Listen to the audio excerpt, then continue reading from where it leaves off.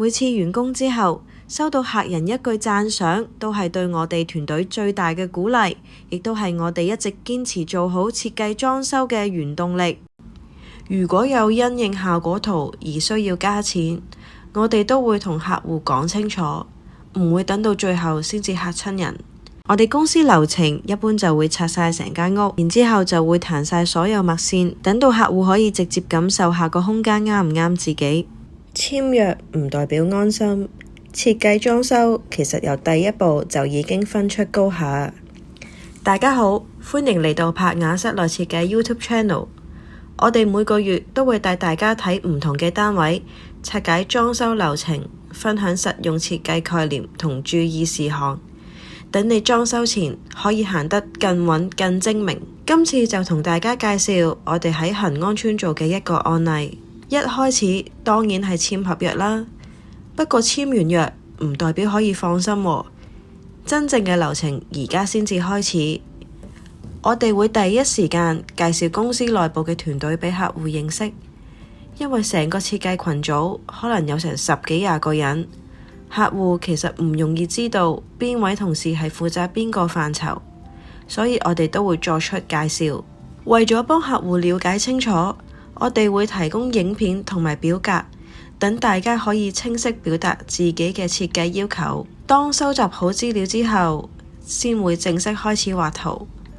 咁樣做出嚟嘅設計會準確好多。跟住客戶需要交返一份特殊資料表俾我哋會喺1日之內更新整個平面圖，再俾客戶確認。確定好之後，我哋就會約客戶上嚟公司傾效果圖設計。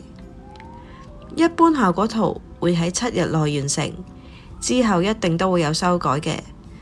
我哋都會盡量保持2、3日改一次，務求喺14日內搞掂所有修改。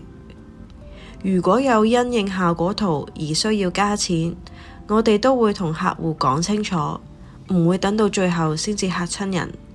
會實打實講明需要加幾多錢。當大家傾好晒，我哋會出初步嘅增減項、主材列表、電器資料表、家私圖等等，通常都會喺1個星期內出一次，然後再約客戶上嚟確認。資料齊全之後，我哋就會開始幫客戶申請裝修保險。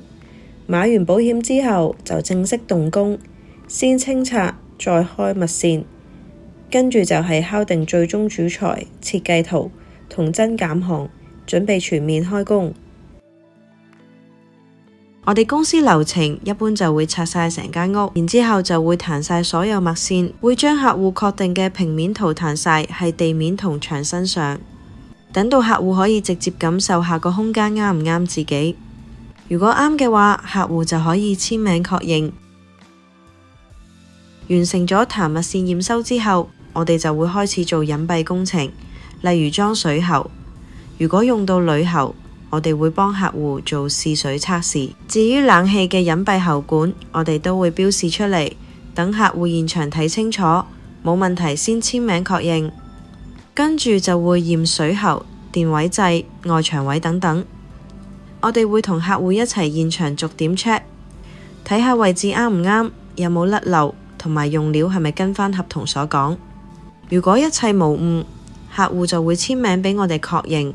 如果工程涉及煤氣喉，我哋會事先同客戶溝通清楚條喉點樣行，之後安排技術人員開鋸鋼，裝好之後會做測氣，確認冇漏氣，先會繼續落下一步工序。隱蔽工程搞掂之後，就會做防水。我哋現場會進行2次防水塗層，做完每次都會影相俾客戶睇。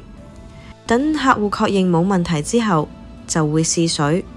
試水期間會標明高度幾多 mm， 浸水浸足24個鐘。完成之後，我哋會約客戶返嚟現場睇下有冇漏水，冇問題就再簽名確認，先落下一步。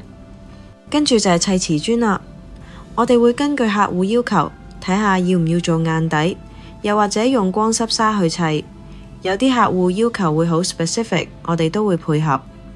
砌磚嘅時候，我哋會用瓷磚找平器去提升平整度。砌完之後會即場敲磚驗收，敲下睇有冇空鼓，發現有問題會即刻拆返重做。客戶確認晒冇問題之後，先會落油漆工序。油漆做好之後，就會開始裝家私，再裝埋水龍頭、五金配件等等。全部工程做完之後，我哋就會正式交場。今次客戶嘅意見整體都非常滿意。第7項，客戶都俾咗好珍貴嘅建議，我哋公司有咩需要改善，我哋嚟緊都會研究點樣喺文件處理上做得更好。每次完工之後，收到客人一句讚賞，都係對我哋團隊最大嘅鼓勵，亦都係我哋一直堅持做好設計裝修嘅原動力。